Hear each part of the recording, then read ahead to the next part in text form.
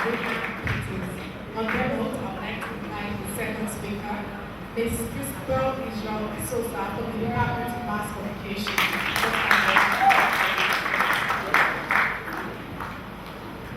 Good day, judges, and my audience.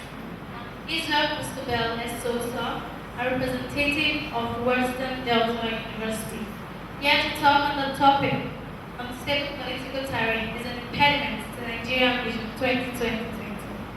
Before I comment, I'd like to give us a brief intro to some set terms like Vision 2020. Vision 2020 is for Nigeria to become one of the 20 most developed economies in the world. Secondly, let's take a good look at unstable political terrain. Unstable political terrain can refer to the factors that can either make our country flourish or not.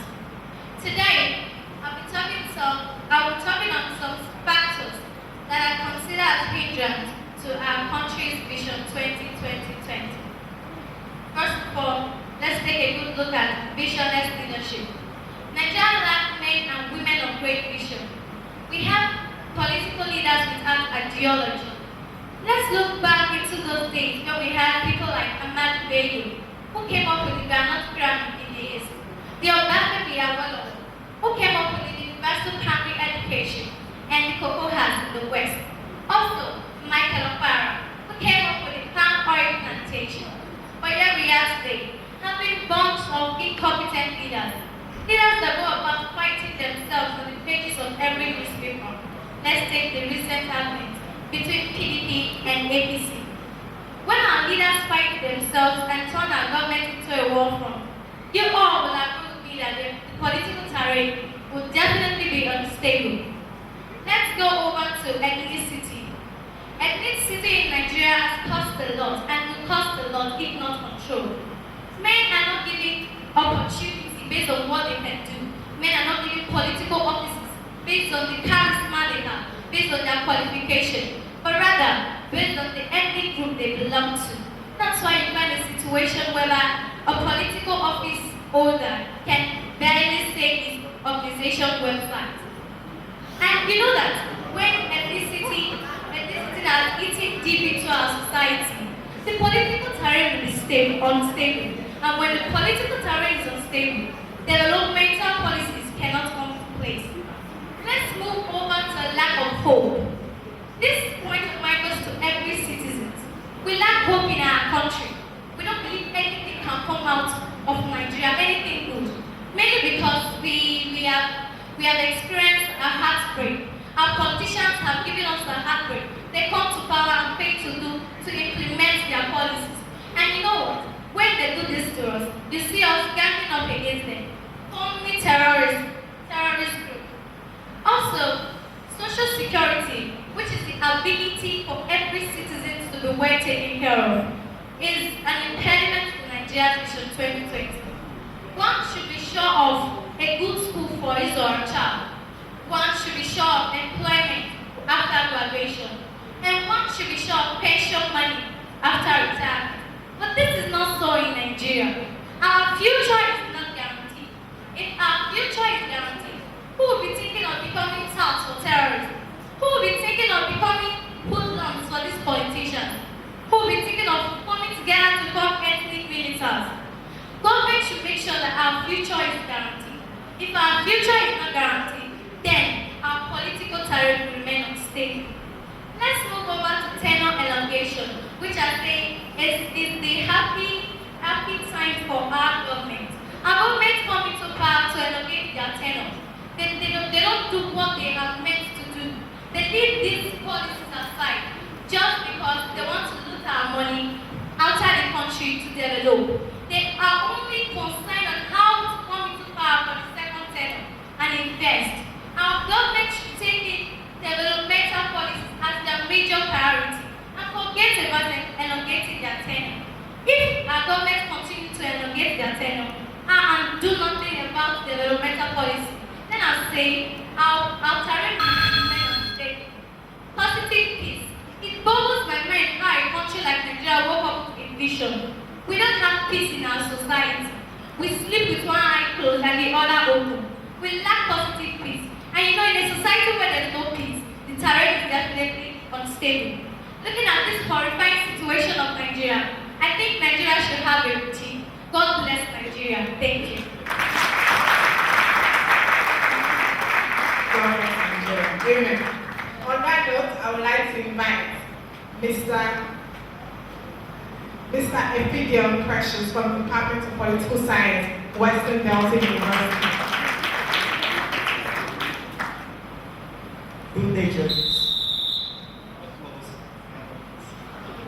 I'm Igbenedion Precious, the representative of Western Delta University. I'm here to speak on the topic which says the unstable political terrain of Nigeria is an impediment for realization of Vision 2020. With this, first of all, I'd like to talk about the rise of ethnic militia. Militia are a group of people who are not professional soldiers but had military training. They can be used as an army. In a country like Nigeria, we have militia like OPC, militants, and of course Boko Haram. And these people have caused a lot of havoc in the Nigerian society. Recently, 64 people were killed in a bomb blast in Kano. And a video of a kidnapped man, himself, his wife, and 4 kids was displayed. All these were perpetrated by the Boko Haram. And with all these kidnappings and killing, no sane foreign investor will want to come to our country to invest, even though some of our leaders say Nigeria is an open heaven for investors. Secondly, I'd like to talk about policy somersaults. Policy somersault is a situation whereby public office holders are being changed from one appointment to the other. You see a situation whereby someone is the Minister of Information today. Tomorrow, he is the special advisor to the President on religious matters.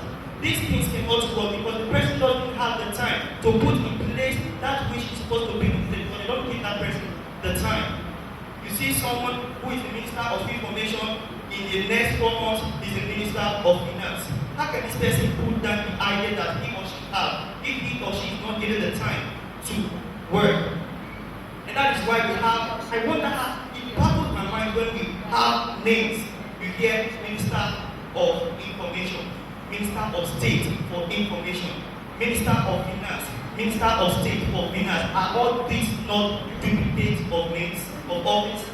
Thirdly, I'd like to talk about attractive and wasteful democratic order.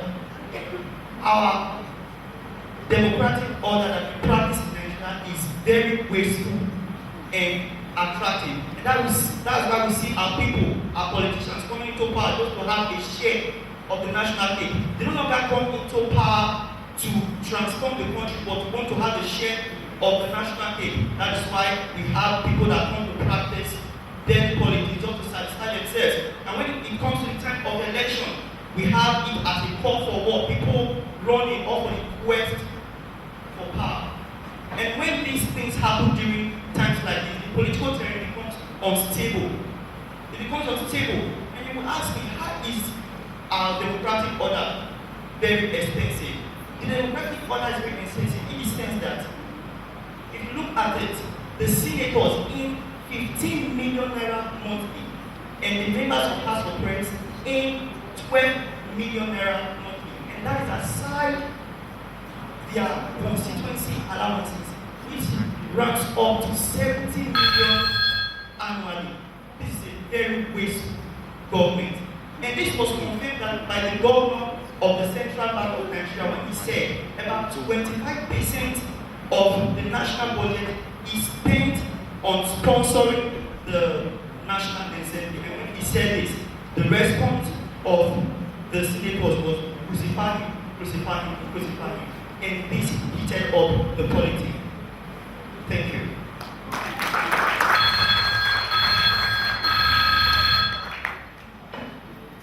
Thank you, ladies and gentlemen. May I ask that you put your hands together one more time for the speakers from the Western Delta University. At this time, we will entertain comments. Please, I want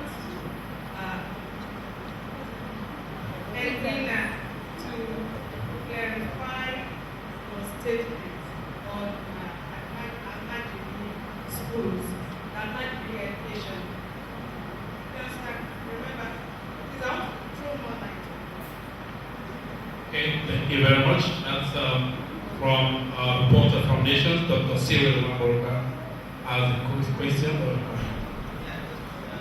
What we do today, when the rich people say Nigeria has visionless leaders, and I began to wonder, the vision 2020, isn't it a good vision? Should it be? It's correct. That is it. So why would we ascribe as people who have visionless? This goes to all the participants. You see, many of you, we are beginning to follow the trend of older people. That will say government should. If you become the governor tomorrow or a minister, who are you going to address the matters to? In other words, when you make a presentation, there must be a solution. That was what Rob was referring to earlier. We are not here for lamentation. There are problems. Can you prefer solution?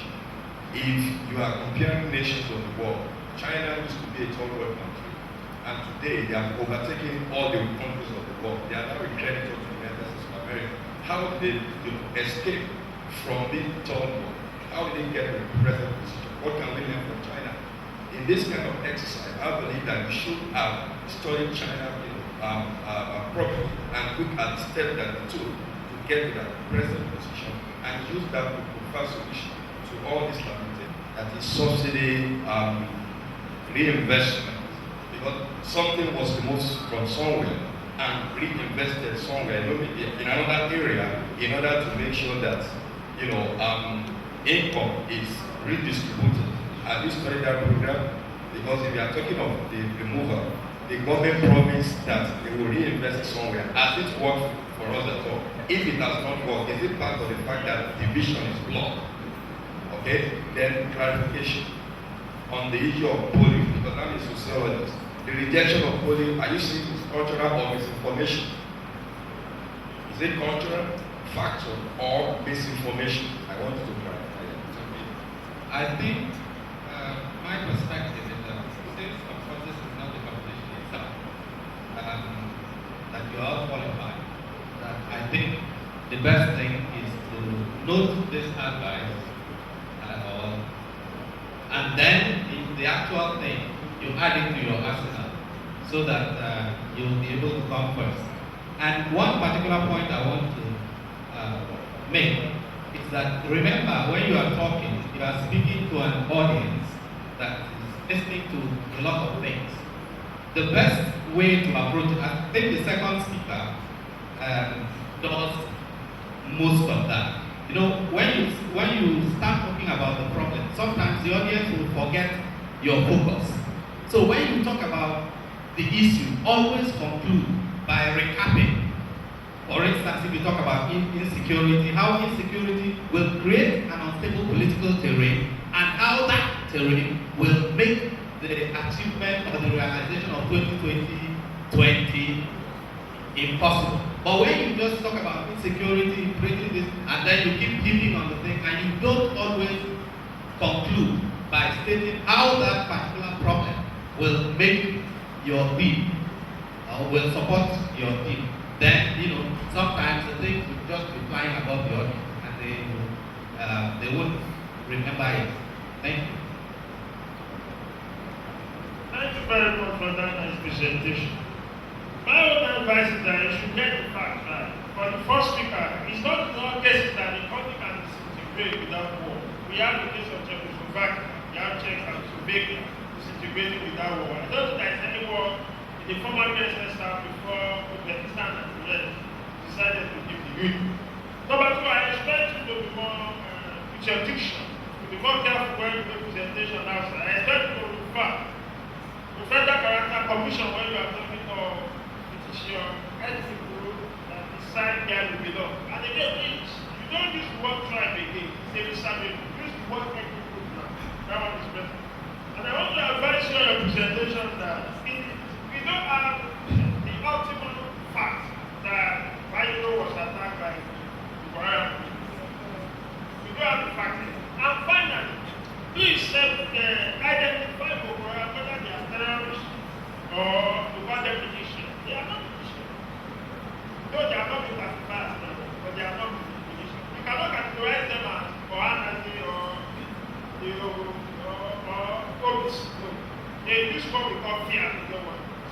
Those are my observations. But I want to appreciate your presentation.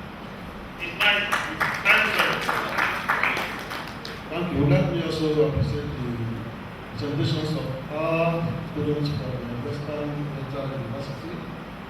I have 2 comments, just pieces of advice for you.